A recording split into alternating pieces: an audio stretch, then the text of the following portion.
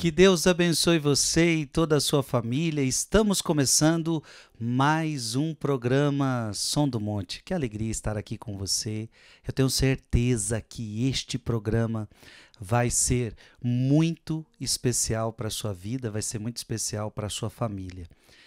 Deus abençoe você que me acompanha pela TV Canção Nova, você que me acompanha pelo meu canal do YouTube, Frei Gilson / Som do Monte. É uma alegria estar aqui com você. Hoje iremos meditar com o livro Forja, de José Maria Escrivá. Você que tem, já pegue ele, estamos na página 131. Você que ainda não tem este livro e gostaria de tê-lo em suas mãos, é só adquirir pela loja Canção Nova ou pela loja Mensageiros. Aproveita e adquire os 3, porque cada semana nós meditamos um. Gente, vamos lá. Estamos na página 131, parágrafo 382. Até a mortificação mais insignificante te parece uma epopeia. Tem pessoas que uma mortificação pequena parece ser grande. Veja, todos nós temos que viver uma vida de mortificação. Isso está em vários textos da Sagrada Escritura. A nossa vida deve ser uma vida mortificada e não uma vida entregue a prazeres. Quem não vive uma vida mortificada é porque vive uma vida entregue a prazeres. Se você, por exemplo, for em Colossenses capítulo 3, versículo 5. Colossenses capítulo 3, versículo 5.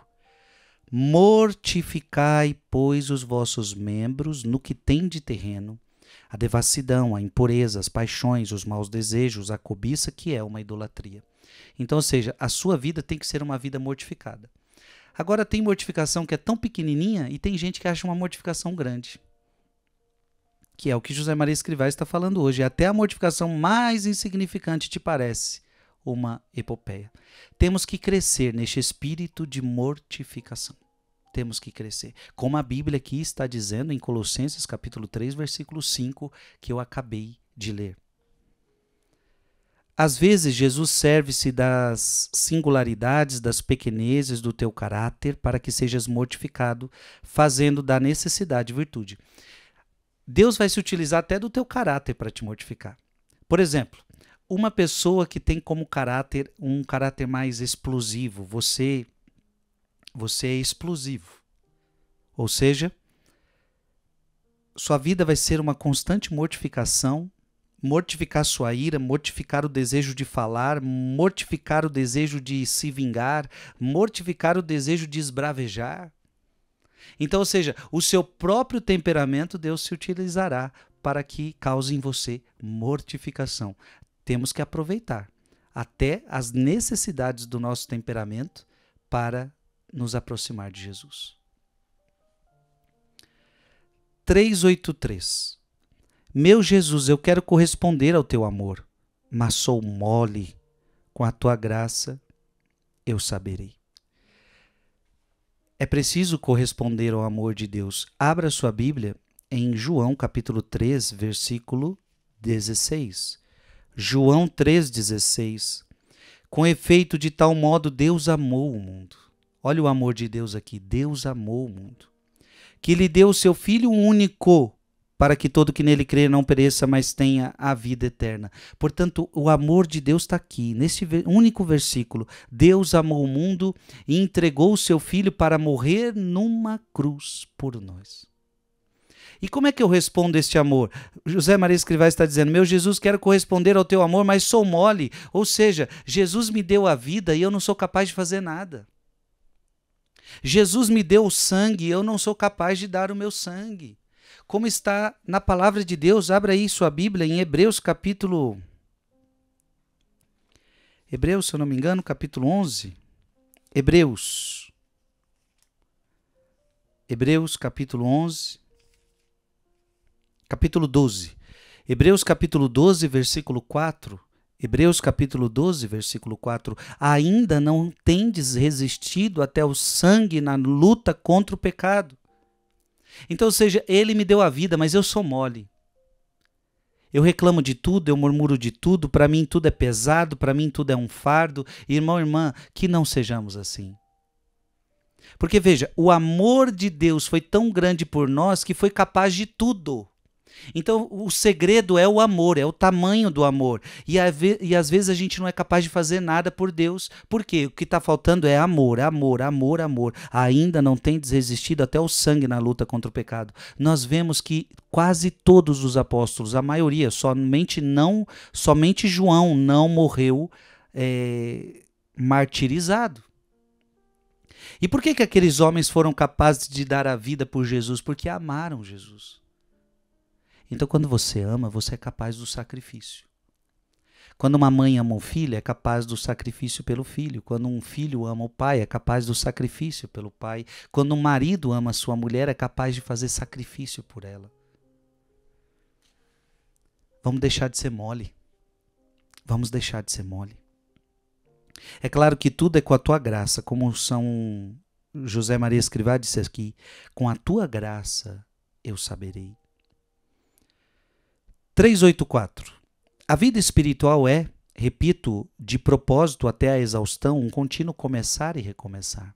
Nunca se esqueça, a vida espiritual é um contínuo começar e recomeçar. Não podemos achar que já chegamos lá. Seria muito ruim uma pessoa achar que ela já chegou lá.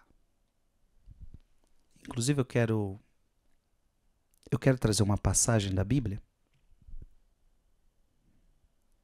onde Paulo apóstolo, ele vai falar algo interessante.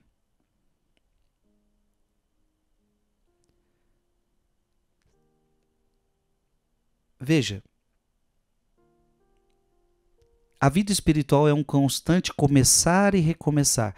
Você nunca pode achar que você já chegou na meta.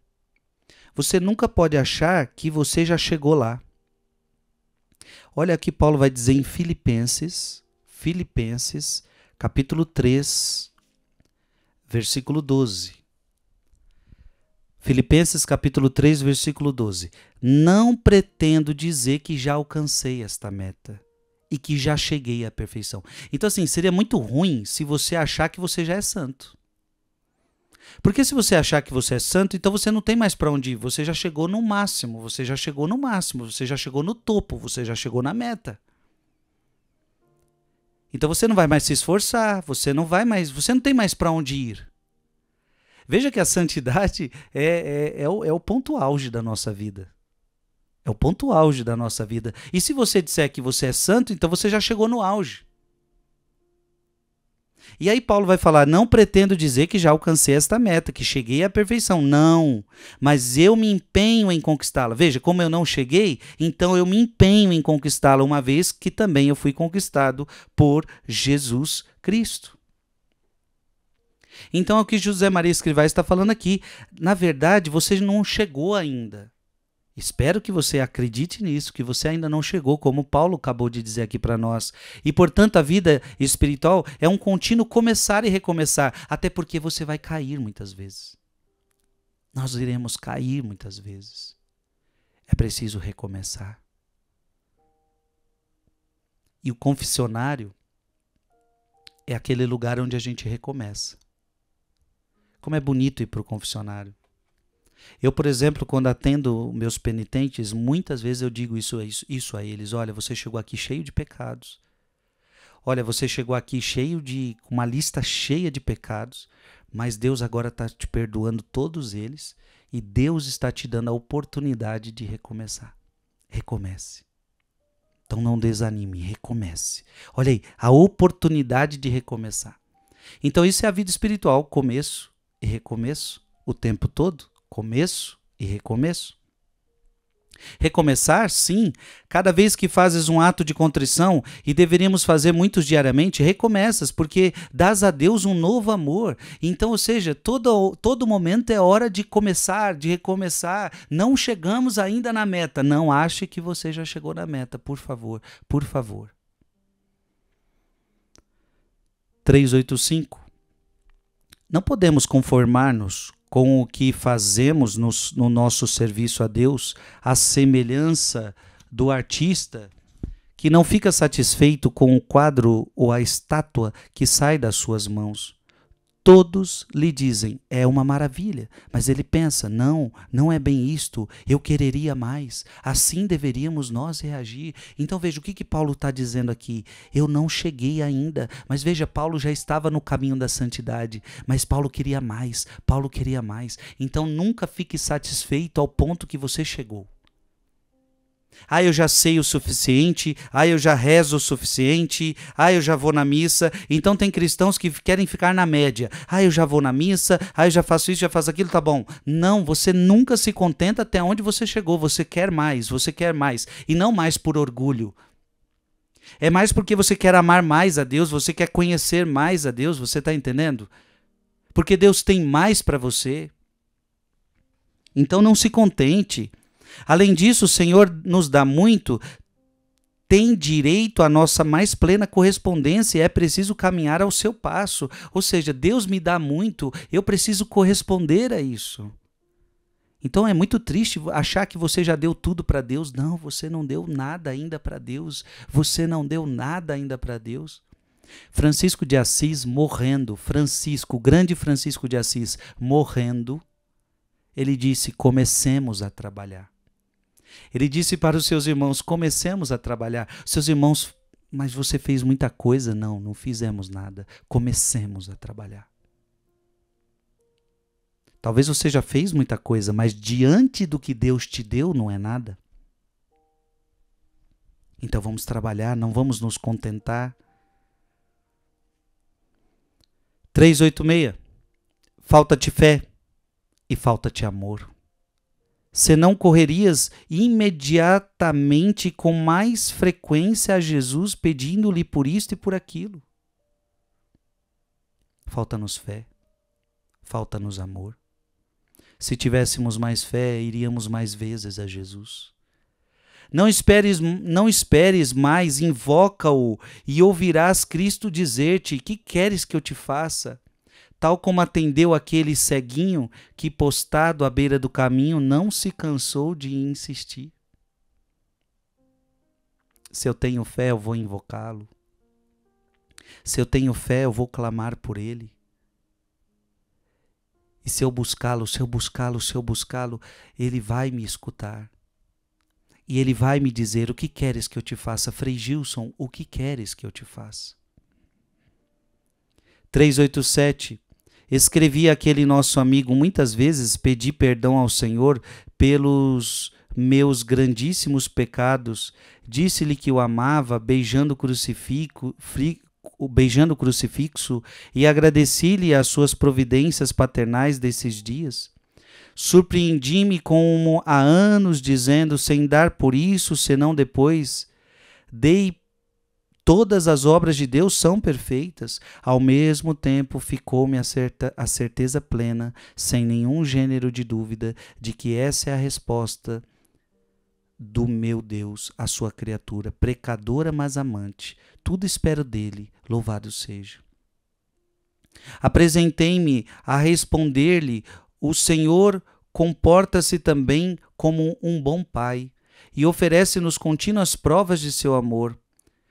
Cifra toda a tua esperança nele e continua a lutar,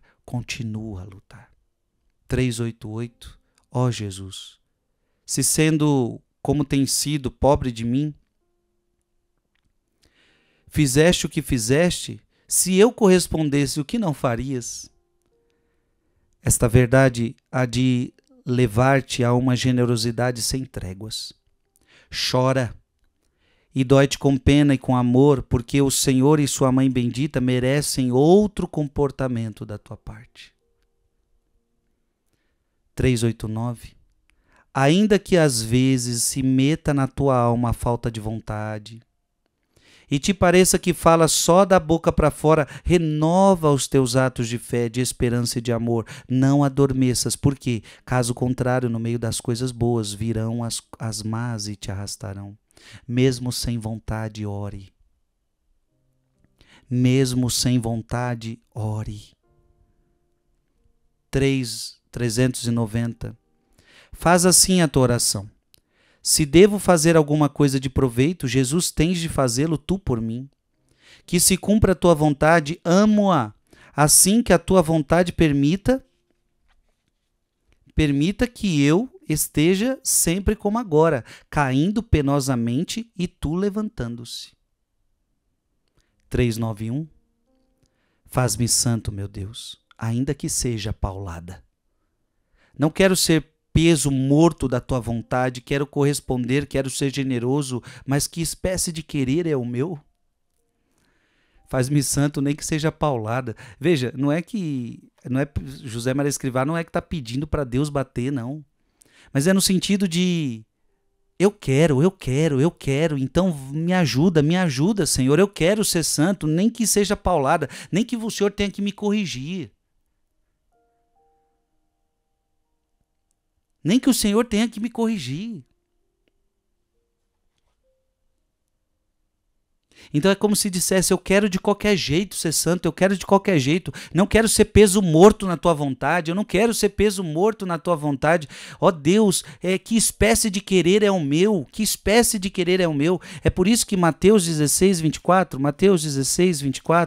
vai dizer assim, Jesus vai falar, em seguida disse Jesus a seus discípulos, se alguém quiser vir após mim, renuncie-se a si mesmo, ou seja, renuncie o teu querer. Que espécie de querer é o meu que não quer a tua vontade, Senhor? 392. Estás cheio de preocupação porque não amas como deves. Tudo te aborrece e o inimigo faz o que pode para que teu mau gênio venha à tona. Compreendo que estejas muito humilhado e precisamente por isso deve reagir com eficácia e sem demora. 393. Não é verdadeira santidade. Será, na melhor das hipóteses, a sua caricatura, aquela que obriga a pensar que para aguentar um santo são precisos dois santos. 394. O diabo trata de afastar-nos de Deus, e se te deixas dominar por ele, as criaturas honradas hão de afastar-te de ti, porque se afastam dos amigos de Satanás ou dos possuídos por ele. Olha que interessante, né? José Maria Escrivá, nesse conselho, ele está dizendo o seguinte: um amigo de Satanás não me faz bem. Você deve se afastar de um amigo de Satanás. Isso está na Bíblia. De um amigo de Satanás, você deve se afastar. Aliás, quer ver uma prova bíblica? Vamos tentar trazer um texto aqui.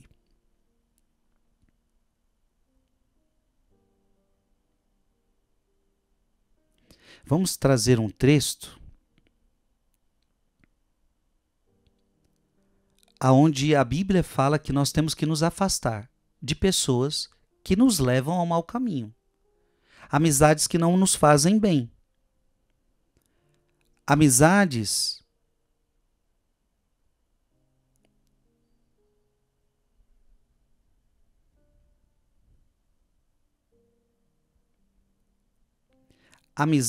que não nos ajudam, amizade que não nos favorecem. Então eu preciso me afastar de um amigo de Satanás. 1 Coríntios capítulo 5, versículo 11. Vamos ver se essa me ajuda. 1 Coríntios capítulo 5, versículo 11. Mas eu simplesmente quis dizer-vos que não tenhais comunicação com aquele que, chamando-se irmão, olha, ele diz ser teu irmão, mas é impuro, avarento, idólatra, difamador, beberrão, ladrão. Com tais indivíduos nem sequer deveis comer. Então o que Paulo está querendo dizer aqui? É no sentido de que não dá para ficar no meio de pessoas que só querem um mau caminho, não são bons amigos. Então, veja, não é que a gente não pode conversar com determinadas pessoas, não é que a gente vai ignorar essas pessoas, não é que nós não somos os santos e vocês são pecadores, então nós não conversamos com vocês, não é nesse sentido. É no sentido que esse tipo de gente não dá para ser meu amigo. Amigo é aquele que tem convivência. O amigo é aquele que ama as mesmas coisas e despreza as mesmas coisas. Então não dá, não dá. Por isso que a Bíblia está dizendo, não tenhais comunicação com aquele que chamando-se irmão é impuro, avarento, idólatra, difamador, beberrão, ladrão. Não dá para ser amigo. Então, imagina assim, então a Bíblia está te pedindo para eu me afastar de um amigo de Satanás desse. Agora vamos dizer que você é esse amigo de Satanás. Você é o ladrão. Você é uma pessoa que atrapalha a vida das pessoas porque você é ladrão, porque você é difamador, porque você é impuro, porque você é avarento, porque você é idólatra, porque você é difamador, porque você é ladrão. Então, ou seja, quando eu sou um instrumento de Satanás para o outro, as pessoas vão se afastar de mim. O conselho bíblico é que as pessoas se afastem de mim porque eu sou tóxico, eu levo elas para o mau caminho. Então, meu irmão, que você nunca seja assim. Que as pessoas, pelo contrário, que queiram ser seus amigos. Porque a tua amizade leva elas para Deus, que a tua amizade leva elas para o céu. Então todo mundo tem que querer ser teu amigo, porque sendo teu amigo, ela chega mais perto de Deus. Que você nunca seja um instrumento de Satanás para a vida de ninguém. Como um dia Pedro, apóstolo, foi para Jesus, a qual Jesus disse para Pedro, afasta-te daqui, Satanás. Que nunca ninguém possa dizer para você, afasta-te de mim, Satanás. Que você seja uma boa amizade para as pessoas. Meu irmão, o programa de hoje está bom demais. Eu vou dar um breve intervalo e nós já retornamos. Uma aguinha, um banheirinho e a gente já volta. Estamos de volta ao programa Som do Monte. É uma alegria estar aqui com você. Estamos meditando o livro Forja, de José Maria Escrivá. Estamos na página 135, parágrafo 395. Quando falares com o Senhor, embora penses que em ti tudo é palavreado, pede-lhe uma maior entrega, um progresso mais decidido, uma perfeição cristã que te inflame mais. Ou seja, peça algo a mais para Deus. Não se acomode aonde você está. Não se acomode aonde você está. Pede para Deus uma entrega maior, um progresso mais decidido, uma perfeição maior. Peça que te inflame mais. 396. Renova o teu propósito firme de viver com voluntariedade atual a tua vida de cristão a todas as horas e em todas as circunstâncias. 397. Não levantes obstáculos à graça. Tens de convencer-te de que para ser fermento precisas ser santo, precisas lutar por identificar-te com ele. 398. Diz devagar com ânimo sincero, agora começo. Não desanimes, se infelizmente não vês em ti a mudança, que é efeito da destra do Senhor. Do fundo da tua baixeza podes gritar, ajuda-me, meu Jesus, porque quero cumprir a tua vontade, a tua amabilíssima vontade. Sim, pode acontecer que no meio do caminho você sinta que você não está mudando. Frei, eu quero tanto mudar, Frei, eu quero caminhar no caminho de Deus, mas eu não estou conseguindo. E às vezes vem o desânimo. Não desanime. É para isso que tem a confissão. Você caiu uma vez, levanta, levanta. E recomeça. Não desanime, meu filho. Não desanime, não desanime, não desanime. Você não está conseguindo mudar, mas não desanime. Você vai conseguir pela graça de Deus. Talvez você não conseguiu mudar hoje, mas você vai conseguir mudar, você vai conseguir mudar. Não é com a tua graça, não é com a tua força, é com a força de Deus. Mas não desanime se você não percebe a mudança. Não desanime se você não está enxergando a mudança na sua vida. Continua perseverando, continua perseverando. O que você não pode perder é o seu querer. Porque é isso que o diabo quer. Que você deixe de querer. Então, já que você não consegue mudar de vida, o diabo quer que você desista. Tá vendo? Você não dá conta. É melhor você desistir desse negócio de santidade. Não desista. Não desista. Não desista.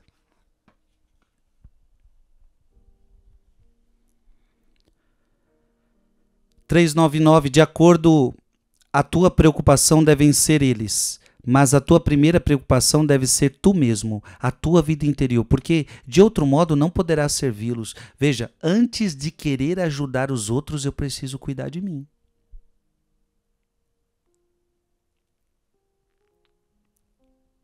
E claro, é errado a pessoa que quer cuidar de si no sentido do egoísmo.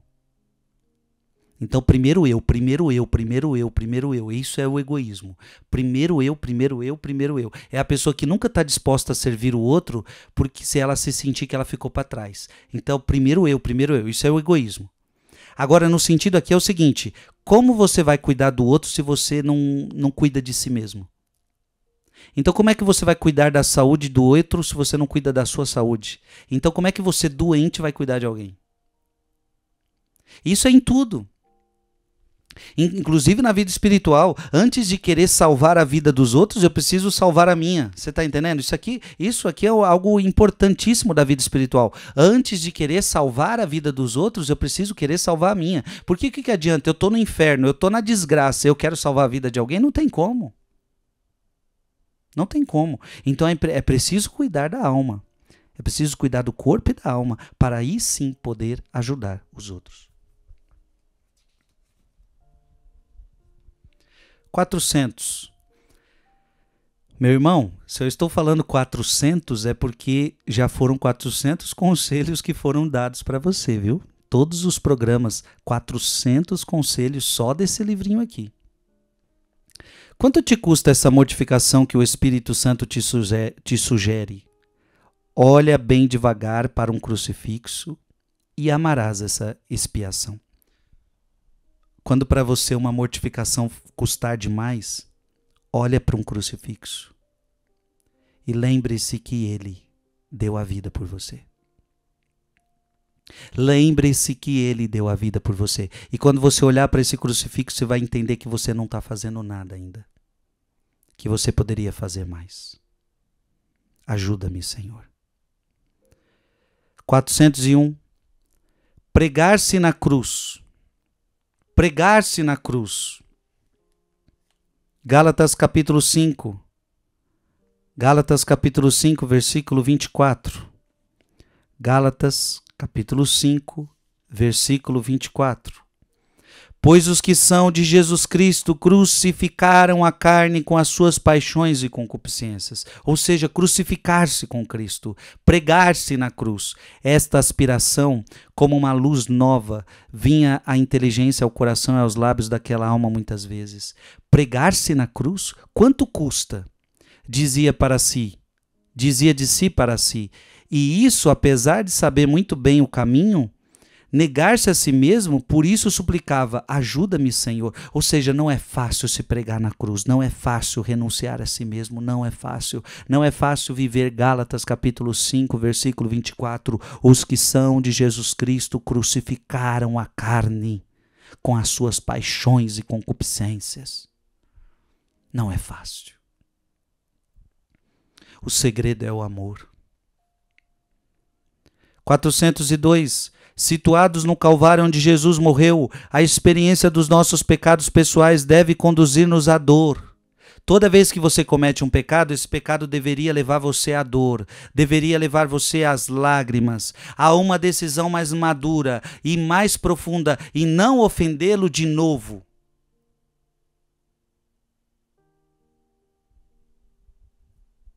O pecado tem que causar dor, minha gente. O pecado precisa causar dor. Vamos ver se... Na verdade, vamos pedir ajuda aqui, que vai ser mais fácil, né? Eu quero abrir uma parte do catecismo para você.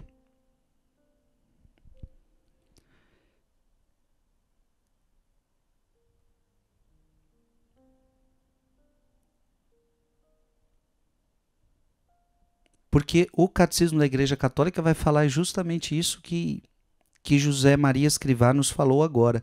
O pecado ele deve causar dor. Então vamos reler o texto? Situados no Calvário onde Jesus morreu, a experiência dos nossos pecados pessoais, veja, os seus pecados, não é o pecado dos outros, os seus pecados pessoais, deve conduzir-nos à dor. Uma decisão mais madura e mais profunda de não ofendê-lo de novo. Vamos ver se eu acho aqui. 1431. Vamos ver se é isto. 1431.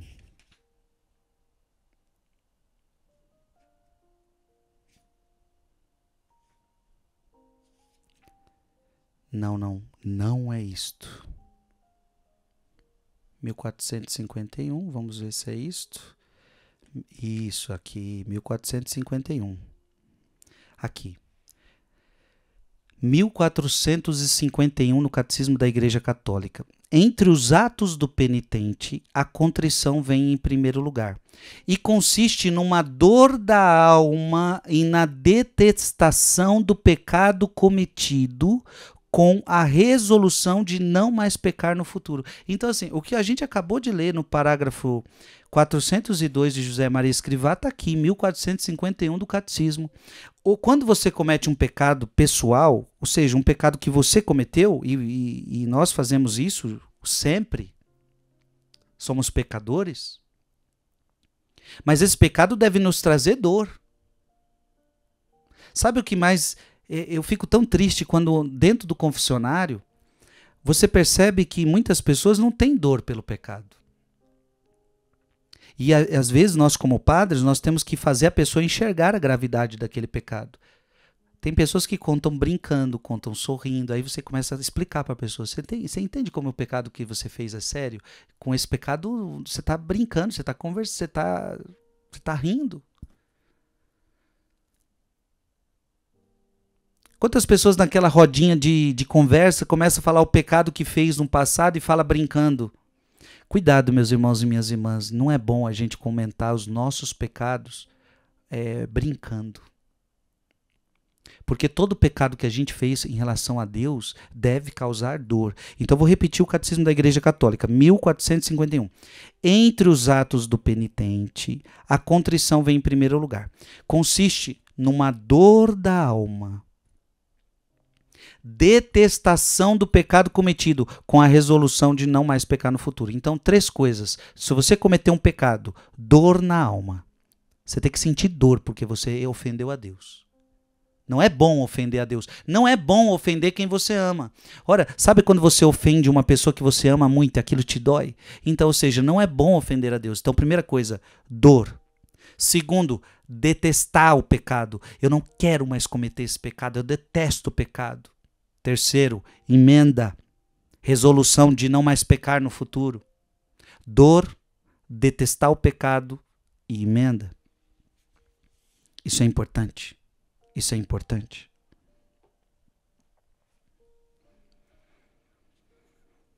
(403) Cada dia um pouco mais, como se tratasse de talhar uma pedra ou uma madeira. Isso, meu irmão, na santidade, cada dia um pouco mais, cada dia um pouco mais. É preciso ir limpando as asperezas, tirando os defeitos da nossa vida pessoal, com espírito de penitência, com pequenas mortificações, que são de 2 espécies. As ativas, essas que procuramos, como florzinhas que apanhamos ao longo do dia, e as passivas que vêm de fora e nos custa aceitar. Depois Jesus vai completando o que falta. Então, ou seja, um pouquinho de cada vez, cada dia um pouco mais, com as mortificações que eu mesmo procuro, ou seja, eu vou fazer jejum, eu vou fazer sacrifício, eu vou fazer penitência e outras mortificações que vêm do dia a dia. Tem mortificações que a gente não procura e elas vêm. Elas vêm ao nosso encontro.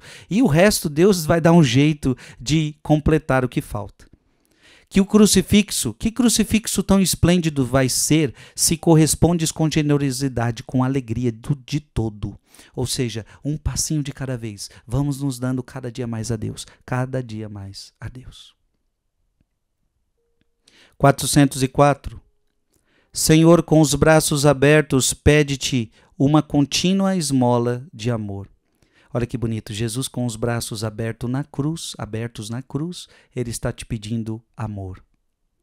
Jesus está te pedindo amor. 405, aproxima-te de Jesus morto por ti. Aproxima-te desta cruz que se recorta sobre o cume do Gólgota. mas aproxima-te com sinceridade, com esse recolhimento interior, que é sinal de maturidade cristã, para que os acontecimentos divinos e humanos da paixão penetrem na tua alma. 406.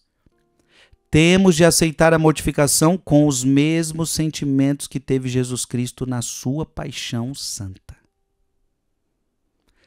Temos que aceitar as mortificações da vida igual Jesus aceitou. Quando humilharam ele, quando perseguiram ele, quando falaram mal dele, quantas coisas Jesus padeceu, quantas coisas Jesus sofreu e como que ele se mortificou. A vida de Cristo foi uma vida mortificada. A vida de Cristo foi uma vida mortificada.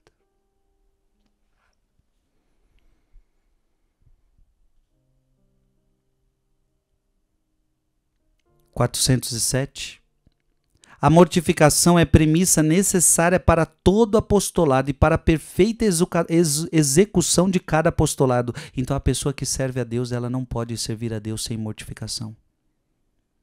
Servir a Deus não é viver agora o bem bom, não é agora viver uma vida só de prazeres. Pelo contrário, servir a Deus é uma vida de mortificação.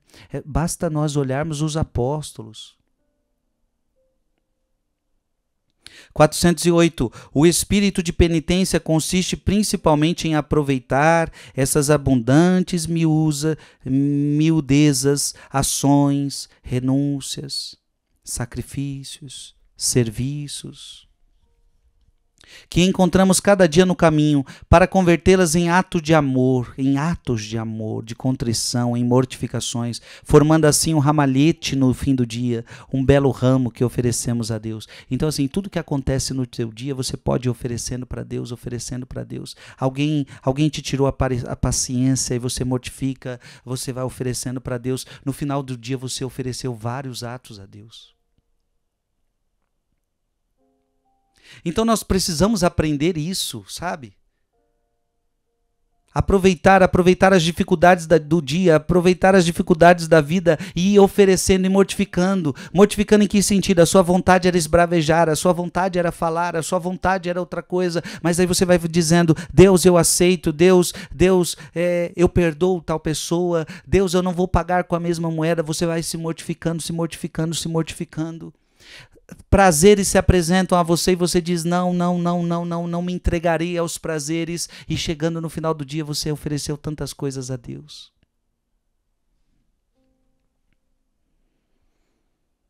(409) 409. O melhor espírito de sacrifício é a perseverança no trabalho começado, quer se faça com entusiasmo, quer se torne em costa empinada. O melhor espírito de sacrifício é a perseverança no trabalho começado. Quantas vezes dá vontade de desistir? Quantas vezes dá vontade de não fazer mais? E às vezes continuar fazendo é mortificação. Que assim seja. Sabe, tem horas que nós vamos fazer o nosso trabalho e não é mortificação, é prazeroso fazer esse trabalho, é prazeroso estudar, é prazeroso, mas vão ter situações onde aquilo que antes era prazeroso, naquele dia, naquela hora, não tem prazer nenhum, é mortificação, está sendo difícil fazer, mas façamos, por amor a Deus, por amor às almas. Façamos.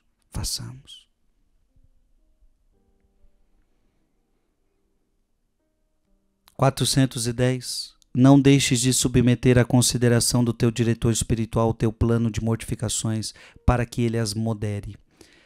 Aqui é para a pessoa que gosta de fazer muitas mortificações, sente a necessidade, eu vou fazer determinado jejum, eu vou acordar tal hora, eu vou fazer isso, vou fazer aquilo. É importante apresentar para um sacerdote mais experiente, um diretor espiritual que acompanhe tua alma, para ver se você não está se excedendo.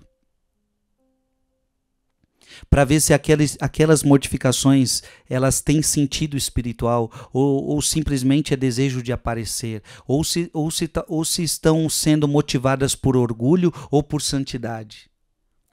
um diretor espiritual pode ajudar. Tome cuidado também em criar tantas mortificações, onde você pode estar sendo guiado até por Satanás. Exato. Existem pessoas que são guiadas por Satanás, porque quanto mais mortificação ela faz, mais orgulhosa ela fica. Então o diabo gosta que você faça mortificação. Tomar cuidado com isso. Porém, moderá-las não quer dizer sempre diminuí-las, mas também aumentá-las, se o julgar conveniente, seja o que for, aceita-o. Então pode ser que o diretor espiritual lhe diga assim, essas mortificações você precisa diminuir, tá muito exagerado. Mas pode ser que o diretor espiritual diga, só isso? Vamos aumentar isso aí, meu filho, tá na hora de você melhorar esse processo aí. Então, ou seja, tudo depende da alma, tudo depende da condição, tudo depende de quem está ali no seu processo de conversão. 411. Podemos dizer como Santo Agostinho que as paixões ruins nos puxam pela roupa para baixo. Ao mesmo tempo, notamos dentro do coração desejos grandes, nobres, limpos e há uma luta. Se tu, com a graça do Senhor, puseres em prática os meios ascéticos, a busca da presença de Deus, a mortificação, não te assuste, a penitência, irás para a frente, terás paz e alcançarás a vitória. Amém. Ou seja, pela mortificação, por essa via, você vai encontrar a vitória. Gente, isso aqui não é palavra de santos, não. Isso aqui é palavra de Deus. Eu já li para você Colossenses capítulo 3, versículo 5, mas vamos agora para a primeira pregação de Jesus. Olha a primeira pregação de Jesus.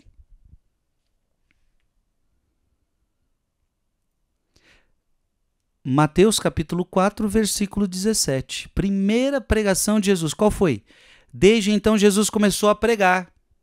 Desde quando? Desde quando ele foi batizado, ele foi lá para o deserto. Então, olha o que a Bíblia vai dizer. Mateus capítulo 3. Jesus foi batizado. Até aqui,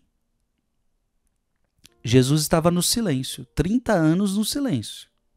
Jesus não pregava. Com 30 anos, ele foi batizado. Capítulo 3. Capítulo 4, ele vai para o deserto. Quando ele sai do deserto, ele começa a pregar. Então, capítulo 4, versículo 17. Desde então que ele foi batizado, desde então que ele saiu do deserto, ele começou a pregar. E qual era a pregação dele? Fazei penitência, pois o reino dos céus está próximo. Tá vendo? Tem gente que fala assim, mas essas teorias dos santos estão ultrapassadas, tem que parar de falar isso pro povo, porque isso aqui tá tudo ultrapassado, esse negócio de mortificação, o mundo mudou, eles viviam numa outra época. Ei, mas leia a Bíblia. Fazei penitência, pois o reino dos céus está próximo. Essa é a primeira pregação de Jesus. E Paulo apóstolo, como eu já li, Colossenses capítulo 3, versículo 5, mortificai os vossos membros no que há de terreno, a devassidão, a impureza, as paixões, os maus desejos, a cobiça, o que é uma idolatria. Então, não tenha medo de ir por esse caminho, não tenha medo. Olha que interessante. Se tu, com a graça do Senhor, puseres em prática os meios ascéticos, a busca da presença de Deus, a mortificação, não te assuste, a penitência, irás para a frente, terás paz e alcançarás a vitória. Pela mortificação, alcançarás a vitória. Amado irmão, isso é maravilhoso. Chegamos ao fim deste programa, foi uma alegria estar aqui com você, que Deus abençoe você e sua família, que estes conselhos de hoje tenham ajudado você, que esses conselhos de hoje tenham ajudado a sua alma. Até semana que vem, se Deus quiser. Que Deus Todo-Poderoso te abençoe, em nome do Pai, e do Filho, e do Espírito Santo. Amém.